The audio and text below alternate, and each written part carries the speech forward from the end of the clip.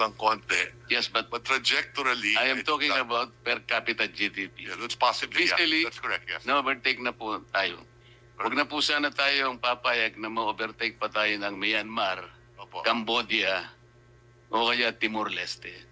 Baka maiyak na po tayong lahat, Secretary. And that's why we gotta get our act together, both the executive and Congress. Yun nga po eh. Yes. Secretary, magsasegue ako ng konti. Opo. Meron po kasi akong panukalang batas. Dahil nire-review ko po yung mga ayudang nangyari sa panahon natin ngayon. Meron po tayong 5 klaseng ayuda eh. Yung isa po, conditional, ito po yung 4Ps. Yung iba po, walang guidelines, walang condition. Meron tayong MAIP, meron tayong AIX, meron tayong TUPAD, meron pang AKAP yata, ma'am. AKAP. Pagka po sinuma natin itong 5 ayuda na binibigay sa ating mga kababayang nasa panig ng Maralita, Secretary, correct me if I'm wrong kung nagkamali ako ng pag-compute, pero parang 194 billion pesos lahat. Eh.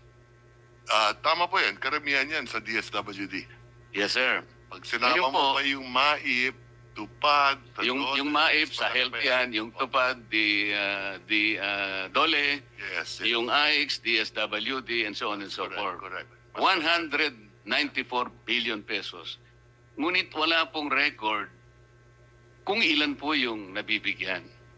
Kasi naghanap po ako, nagtatanong-tanong, talagang hindi ko po ma-ascertain. Kung talagang yung 5 ayuda na yon ay napunta dun sa talagang dapat kapuntahan. Ang iniisip ko po kasi, yung pinakamahirap nating segment sa population, numbering about 5.5 million households, or about 25 million to 27 million poor Filipinos. Sa estimate ko po, itong 5 na ito na kung ito'y naibigay talaga sa talagang targeted na sector, baka naging maligaya naman siguro. Pero dahil nga walang datos, kung talagang naibigay o hindi, nagpasya po ako na gumawa ng isang medyo may pagka-radical, pero baka practical, baka sumang-ayon naman po kayo. Ang akin pong naisip, nakita ko po kasi yung napakataas po na presyo ng kuryente sa ating bansa. Naisip ko, Mr. Secretary, na imbes na ayuda na lang ibigay natin, na wala namang datos kung na ito'y naibibigay sa about 25 to 27 million Filipinos, hindi ba maganda ka kung sabihin ko na lahat ng kumukonsumo ng elektrisidad, let's say 200 to 234 kilowatt hours, ilibre na po natin yun. Kasi po, pag kinuwenta ninyo yun, that will only be 120 billion pesos. Makakatipid pa po tayo ng about 74 billion. Ito sigurado pong nasa kanila, direkta na nating may bibigay. Kesa naman sa kolektahin po natin, pagkatapos ipamimigay bilang ayuda, wala namang guidelines. Libre. Hindi po ba practical yun? Yeah.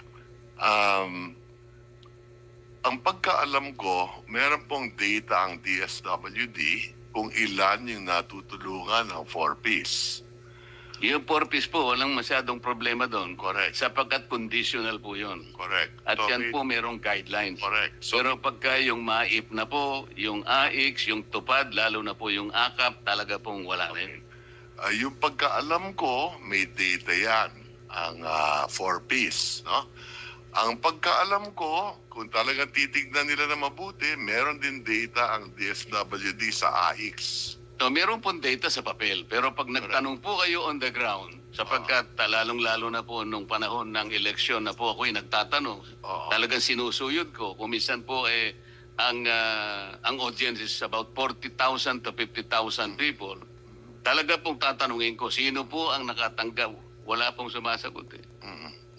So, kailangan pong ma-check. Kaya ko nasabi na mas mabuti pa yata, mas practical, na ibigay na lang natin na parang subsidy sa kanila. Siguradong mapupunta sa kanila, walang corruption, wala pang magpapasikat na politiko na akala mo galing sa kanila. Ang alam ko rin, doon sa Lifeline subsidy, meron tayong Pagka below 100 kilowatt hours ang gamit mo, Hindi po, Meron- 20 kilowatt hours lang ang nasa lifeline po. ulitin ko Hindi lang. po 120. Yeah, ulitin ko lang. Pagka 71 to 100 kilowatt hours, may diskwento ng 20%. Pag 0 to 20 kilowatt hours, 100% libre. Pagka 21 to 50, 50%. Pagka 51 to 70 kilowatt hours, 35%. Kabisado ko po yung secretary, laderize po yan. Katapos-tapusan po, ang lifeline, Yes. 20 kilowatt hours. That's Parang ang isang bayan nagsindi ng ilaw isang araw, yung 29 days, hindi na siya Pero gagamit. ang pagkaalam ko dito, hindi napapatupad to. Hindi nga po. Kaya nga, ang gusto ko lang pong sagutin ninyo, mas practical po ba yung iniisip ko na imbes na po ayuda na wala naman po talagang malinaw kung talagang ito'y kinapupuntahan talaga ng targeted sector, doon na lang natin ibase kasi po, Kaya ako binanggit ito, ako isang ayon ako na dapat patuparin natin to at kung kinakailangan, i-adjust natin na mas mataas. ngayon, akala ko kasi kontra ka kanina, Secretary. Hindi, sang-ayon nga ako eh. At dadagdagan mo pa pala. Ayan. Kasi rine-review na rin namin to ngayon. Dahil Salamat po. Na hindi napapatupad. Salamat po. Opo. Ngayon, kay Secretary Pangandaman, I miss you yesterday.